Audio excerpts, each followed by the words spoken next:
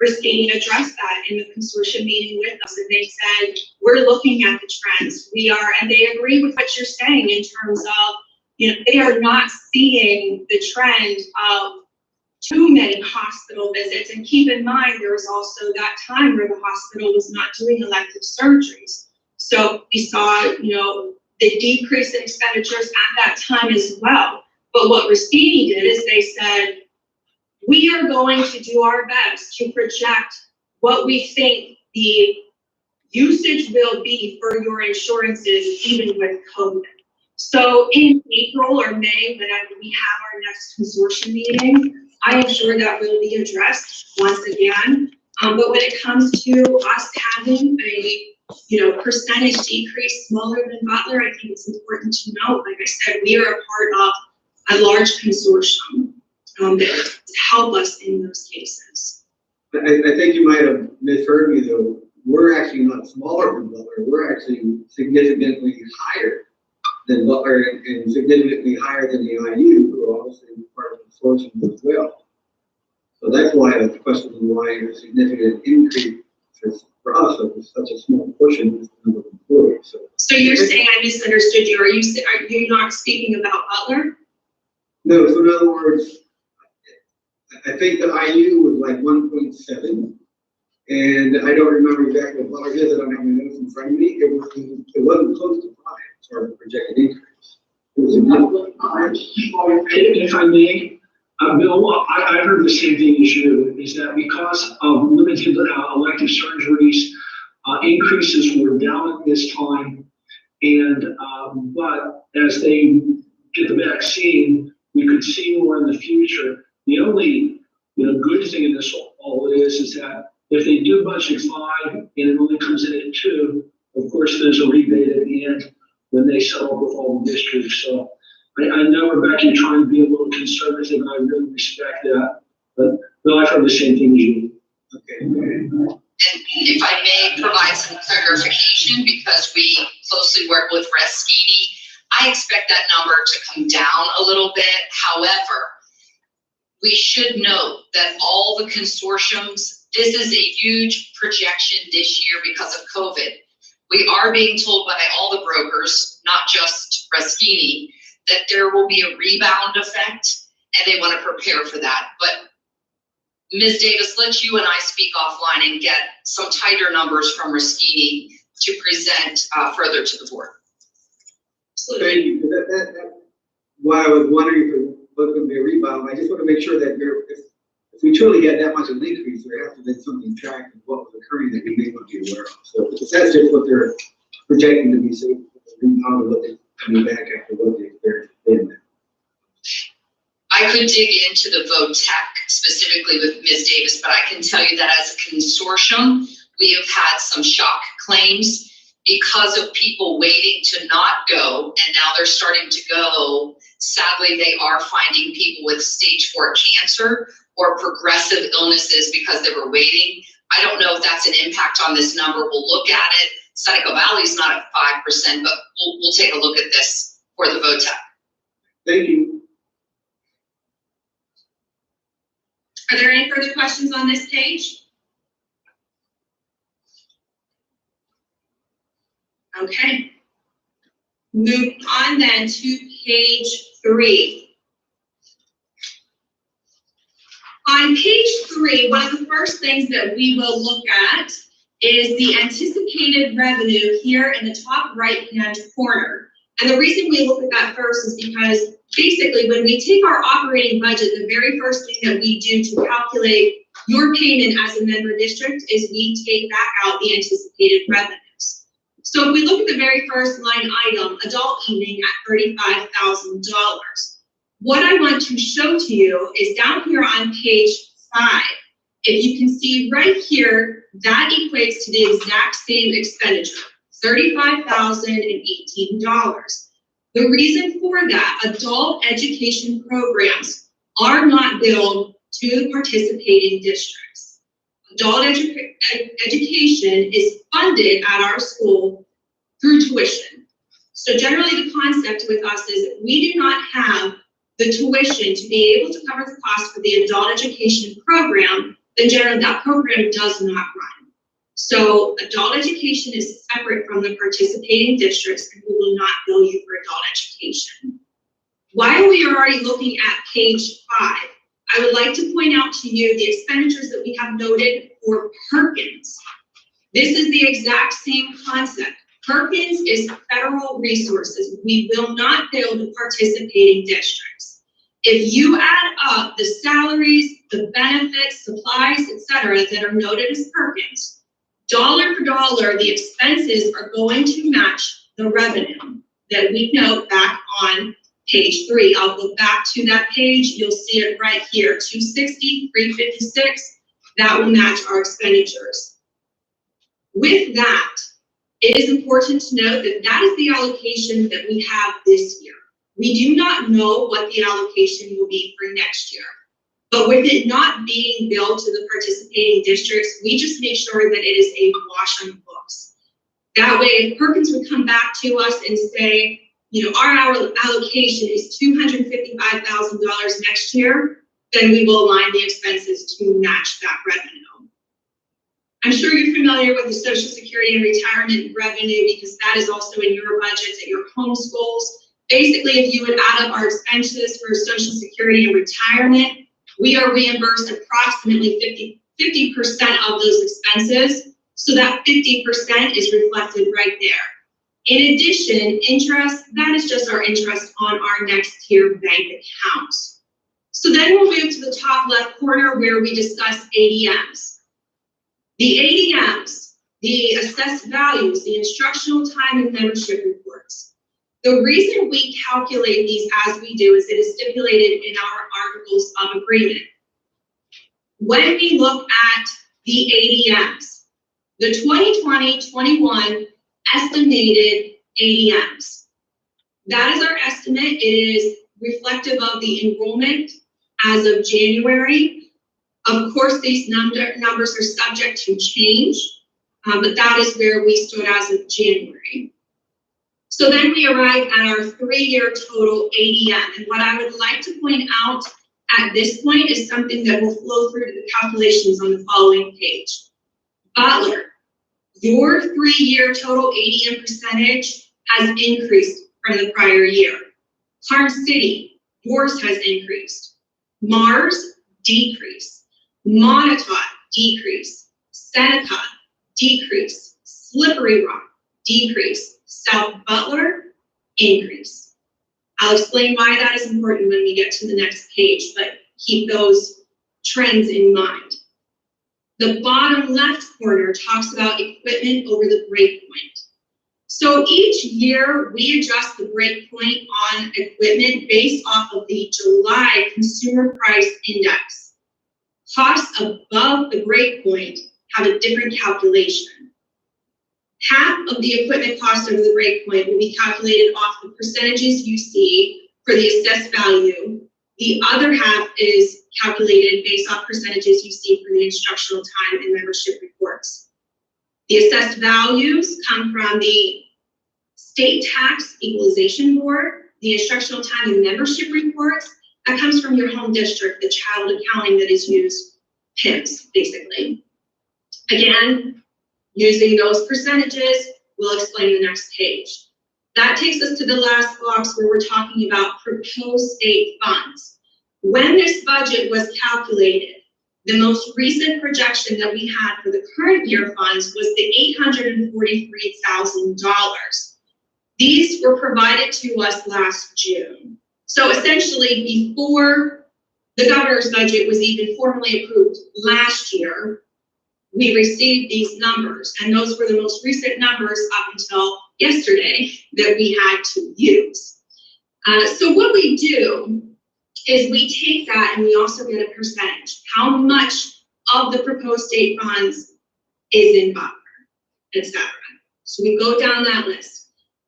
Something that I want to impress upon you when you are looking at these various percentages, these are estimates. So as these numbers are updated in PDE, as the governor's budget for the current year is formally approved, even our ADMs our estimated ADMs. Once we have the final numbers, these are just projections where we stood when we calculated the budget. But when it comes to billing your participating districts, we will continue to update these percentages as they become finalized. So, looking at all of these, I would like to show you how this will impact your school.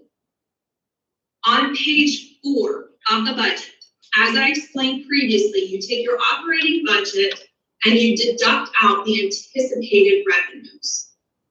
Then we take out the state adjustment. We are budgeting for a $750,000 state adjustment. And the reason we do that is on the prior page, yes, it said that it was $843,000, but then what we do is we take the calculation and the information that is provided to us through PDE, and we input our numbers for the ADMs. They are using numbers from 1819. So we'll put in our 1920 ADMs that we are confirming. And then you generally take from there, the CTCs have generally had a 10% reduction. It hasn't generally been fully funded. There's generally a 10% reduction in that. So when we take that 10% reduction in, we are once again left with around $750,000. Going to the fact that the governor presented the budget yesterday, we are happy to hear that, I mean, as we were building this budget, we were contacting PACTA, we were contacting PDE, we were contacting other business managers and saying, what are you hearing? Because what we're hearing is it's not going to be that great for state subsidies next year. And everybody seemed to be on the same page with that. So then when we saw the governor's budget, yes, there is a proposed increase for the Butler VOTEC, but at this time, we know that the governor's budget is still in the preliminary phases as well. And so even though we are projecting a $750,000 state adjustment, know that when the governor's budget is finalized, those are the numbers that we will use to bill your districts. So even though this is the projected budget, if we have an increase in revenue, it will be reflected in your calculations. So then the equipment over 80,000, that 80,000, which we're looking at the third column, that is the break point on equipment.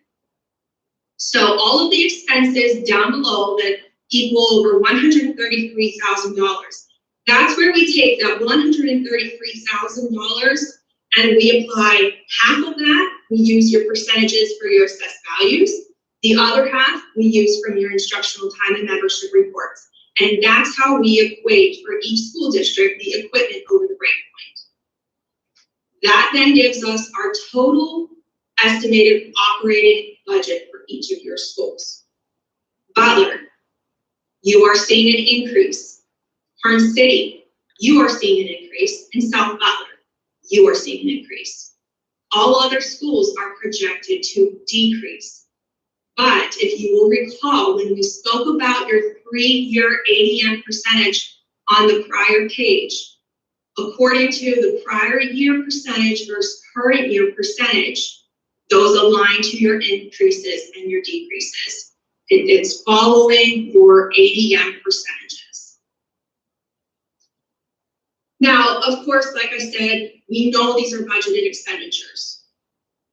As everything is finalized, we will continue to update and we will bill accordingly. Something that I do want to point out is that we do not have a fund balance, and this was kind of touched on a little bit earlier. We do not have a fund balance. At the end of the year, if we have greater revenue than expenditures, that is returned to you. So it's just important to note there is no fund balance. I understand that to some degree there may be a concern when we're talking about medical insurances if we are being conservative on certain items.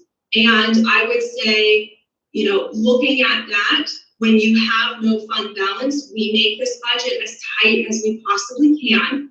We use projections that are provided to us by the experts in their fields.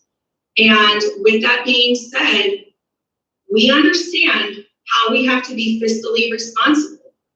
And so as the year progresses, we do everything we can to watch every dollar that we spend. So at the end of the year, we return excess monies if needed. So that is page 4 of the budget. And we can go into the further pages. It breaks it down into a little bit more detail.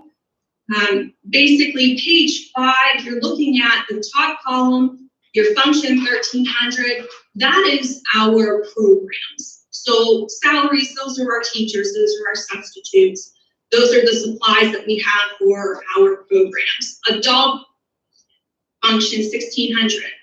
I already explained that total of $35,000 in expenditures, we put that back in as revenue. That is a wash in the books. You do not pay for adult education. Moving down, function 2100, you're looking more at the guidance department. Then of course you can see technology. I'd like to highlight supplies and equipment. That is where I was explaining. It's a difference in projects. It's a difference of, we've already purchased computers for our PC lab this year. We're looking at next year, looking for new PA system. We're looking at a new surveillance server. So it's a matter of different projects. And our capitalization threshold is $1,500. If it falls below $1,500, it's a supply. If it's above $1,500, then we start looking at is this equipment, or is it still just an expensive supply? So that's where we talk about the different projects. Your function 2270, instructional staff development services, that is the professional development and expenses for this code. These are mainly professional development for our teachers, a little bit towards our aides. Moving down to page 7 of the proposed budget, we start with the budgeted amount for administration. We move to principals. We move to the business office. We can, at the end of this, if you want to go through any of these in detail, please let me know. I'm just pointing out, this is the operating budget, the expenditures per function. Then we get into operation and maintenance of plant. This is basically our facility account. In here, if we look at the decrease in the 600, about $15,000, this is primarily due to 2 different things. We went back to our natural gas and our electricity suppliers. We said, give us your best estimate. Where are we going? Here is our usage. Here are our calculations. Does that align with what you are seeing? So that's part of the decrease there. The equipment that we have for the facility, again, this goes into, we're looking at entrance doors and a couple of other items. Moving down to the vehicle operation and maintenance services, this is basically state inspections. It's, like I mentioned before, it's the repair to our vehicles. The 2660 safety and security services of $40,000. This is, of course, last year, it was our first year. This is a contracted service with the Butler Area School District for us to have a school police officer on our premise when we are in session. Of course, last year was our first year. It was hard for us to get a good feel because of the closure during the pandemic, because this is not a flat rate. We are billed according to the individual that is sent here for the security services. It depends on their hourly rate and the benefits associated, such as retirement. So that is still looking at where we ended last year. It was a little bit more than half, so we felt like that was an appropriate expenditure to continue with, or estimate to continue with. The last item, the last function on here is professional development. Again, but this is for a different set of employees. This is geared more towards our principal and our director. So then we get into page 9 of the budget. On page 9, these are the student activities. When we talk student activities, In other schools, student activities is a different type of fund. The student activities in this example, we're talking about awards ceremony. We're talking about, recruitment. If we have busing available for recruitment, it's our graduation programs, it's our diplomas and so forth. It's also our student parent handbook. Those are the types of expenditures in this function. Moving down to the 4,200 existing site improvement services, you'll see a decrease of $25,000. In this function, generally, we budget for paving. The director and I discussed that. Yes, we have a project that we would like to see, but at the same time, we were talking about being responsible with this budget and cutting where we thought we could cut. And this was an area where we thought it's not a safety concern right now, this area.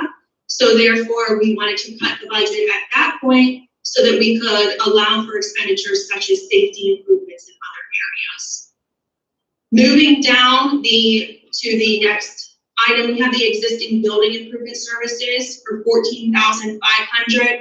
Basically, all that we're looking at in here is we're trying to replace some of our heating systems that are broken.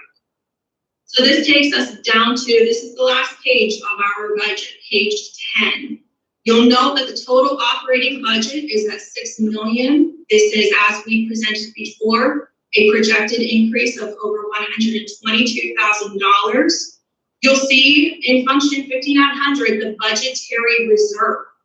Again, we pulled that out because we will not bill the participating districts unless we have approved from the board because of a catastrophic emergency of sorts. So then that leaves us with a total operating budget with a budgetary reserve of $6.5 million. So are there any further questions? I am going ahead and I will stop sharing the screen so that I can actually see each of you, but if you need me to pull the budget back up, just let me know. I did have a question, and it's not only for you, Rebecca, I guess it's also for our superintendent to chime in as well. But first, I just want to mention, just for the sake of our new members, whenever you talk ADMs and so forth, any of the acronyms, you always make sure that you tell them what that means. Sure.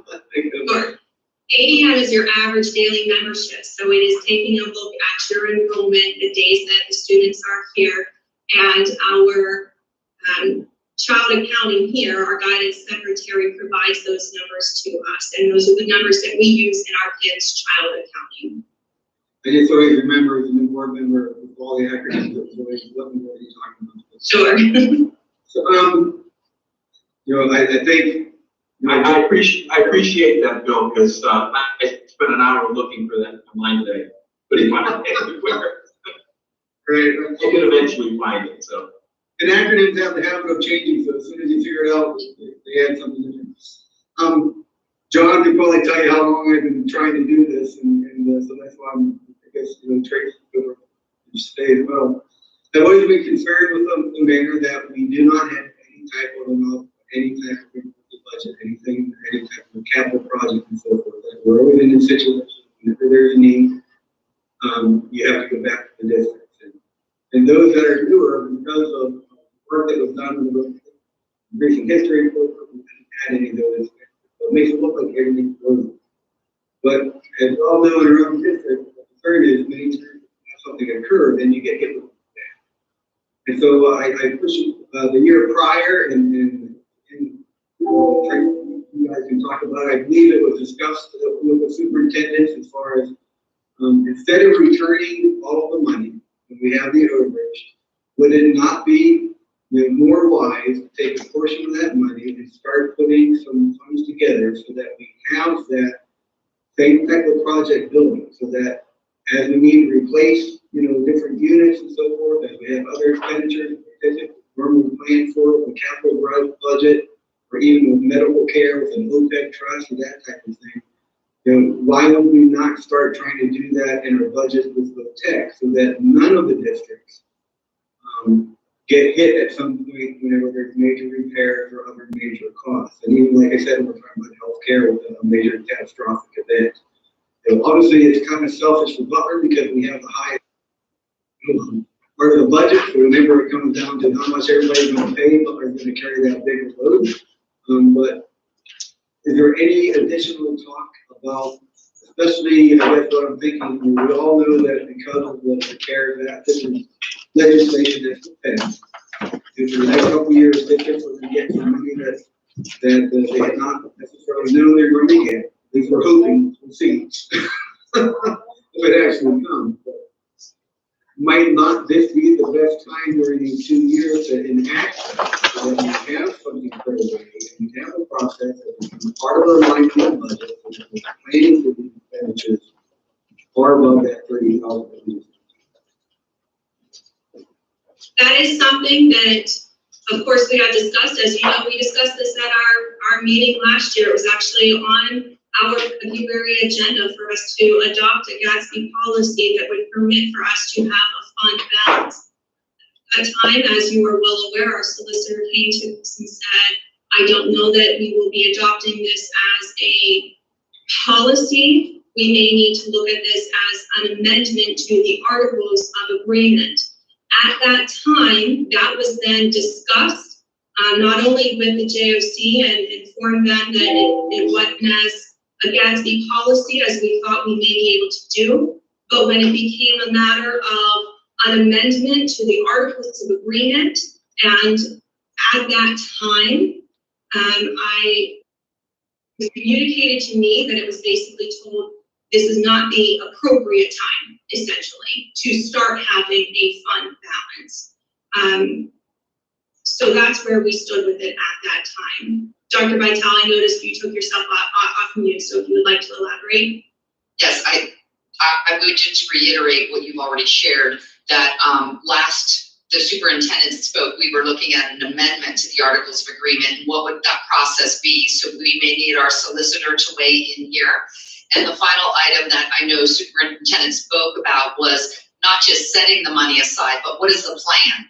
So do we have a long-term capital improvement plan, 5 years, 6 years, 7? 7 is pretty ideal. It's a tough time to do this planning, but at least if we could start putting a list on paper of things. You talked about the paving project, other things that we anticipate we will need money for, so that the Joint Operating Committee could see the list of what we're projecting before we started looking at how much money, because no one wants to put money in a fund with so many districts unless we know where we're headed. Absolutely. I will. Sorry, go ahead. You know, that's why I'm pushing it. Again, I feel if we don't push it and it doesn't get done on paper, then we're just never going to get there, and then we're going to be stuck with a big debt at some point that nobody wants to pay. Yes, and with all due respect, that is not something that has been lost on this administration. With a new director that has come on board, that has not been a lost topic. It is something that we continue to discuss and that we will continue to pursue because we understand the importance of it as well. Well, I guess I would ask then, can you, I guess that, I'm used to having some sort of a timeline. So when we're going to address it, so that it does not get lost, because especially in the days that we're all living through today, there's a lot of mercy that seem to take things back. So yes, that is something that I will do. And have her talk with the superintendents and maybe put together some sort of a timeline so that the JOC then we can then know how we can monitor that there's progress being made with that. Yes, absolutely. That is also my suggestion moving forward, is that I would just continue to talk with the director, and I think it would be appropriate for her to be able to talk to the superintendents and to gain an understanding, and of course keep this discussion moving between the superintendents of the participating districts and keeping the Joint Operating Committee informed. So if everyone agrees, I'm going to ask Ms. Lamenta to put an action item list for Dr. Heiler and let that be on her first item of action on her list for today. Okay, thank you. John, if you want to let everybody, because I don't think it's easy, if you want to let everybody know that I'm happy to put draft bylaws, revisions to the bylaws together and circulate them through Tracy and the superintendents. Okay. I think I'd start with the superintendents first. I know what our ask is to be to revise the bylaws. And I think what perhaps we had in mind was maybe just an amendment to the bylaws. So we didn't affect the original bylaws, but just add another rule saying, yes, we can keep a capital reserve. If you'd be so kind as to draft such a thing, Mr. Griffin, I'd greatly appreciate it. My pleasure. Okay, good enough to get that out and circulate, and if it's all right, I'll start with sending it through Dr. Vitale, and she can share it and discuss it with the superintendents, and then when it's in a format that the superintendents support, along with obviously Dr. Hyler, we can bring it back to the JOC for first read, so to speak. Super. And the only other question I had is I just wondered, was there any word at all, obviously with monies that have been passed into legislation, is there any? Or, I mean, obviously, Votex has had to have the same type of adjustments and changes that other school districts have had with COVID and so forth. Is there any additional funding coming towards the vocational-technical schools? In terms of grants coming through, such as we had our gear grant that came through the school. I know that Dr. Hyler, of course, when it comes to us as a VOTEC, there are moments where we are secondary when it comes to funding.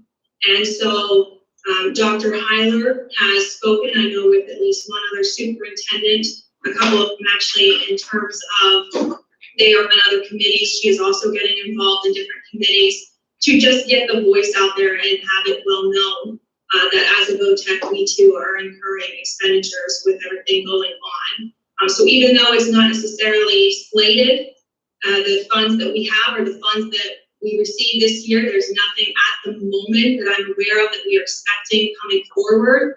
However, I do know that we've got some advocates and they are doing the best they can for this VOTEC and get some funding flowing our way. Thank you. Mr. Peterson? Yes. Yeah, first of all, we don't get to hear from you very often. And this was an excellent presentation. Thank you for that. Thank you. Between you and Ashley, you're the ones that really keep the ship up right there. We'll let everybody else believe that they're working hard at it. But I know you and Ashley put a tremendous amount of work into this and really paid off for you tonight. My quick question, just to build off of Bill's, do the CTEs in any way benefit from the safety funding, security and safety funding, or is it all just a pass through to the sponsoring districts? My understanding of it is a pass-through to the sending school districts. There is nothing directly to us. That's too bad. Thank you for the answer. Yes, thank you for the compliment. We are proud of our administrative team, so thank you. Indeed. Are there any further questions? Okay, again, to reiterate, as we move forward to our joint operating committee meeting, the motion that you see on the agenda is just seeking approval for us to be able to forward this to the participating districts. If it is approved, we will see you at some upcoming board meetings to present this proposed budget. At this time, there is a second link for the JOC meeting, so we will be ending this meeting. The next link has been emailed to you. If there are any difficulties accessing that link or joining, please contact us. We are here at the school and we can help you in any way. Hey, Rebecca, I was just going to add one reminder that whenever you come to the district, because in years past, we never wanted to be the one board member that didn't turn in the vote. So that when this is a reminder that when you go to the districts, that you actually have the ballots in hand, so that before you leave that meeting, you pass around and that you get them all voted, that we have a 100% back either way. Yes, we always bring the ballots with us. If we are joining you remotely this year, I know that there are people that we are. In fact, on Monday, if this is indeed approved to be forwarded, on Monday, we intend to present at least to Karnes City. I know the timing wise, I'm not too sure it'll be mailed to them, so I will be delivering it because I want to make sure it's in their hands, Mr. Holly. And a note to all of you that we will remind your board members, it is highlighted on your ballot to please vote on your ballot and sign your ballot. So we will. Remind them to sign. Yeah. We'll make sure. And you can also remind your members. I always have to look emails to return them if they're not present. Thank you all for your time, and we will see you at 7 o'clock for the joint operating committee meeting. Thank you. Thank you all. Rebecca, are you still there? I am. I can't tell who's talking. This is, Bill Somerville from Karn City. I just wanted to let you know that I did forward it along the budget, proposed budget, so that everyone had ample time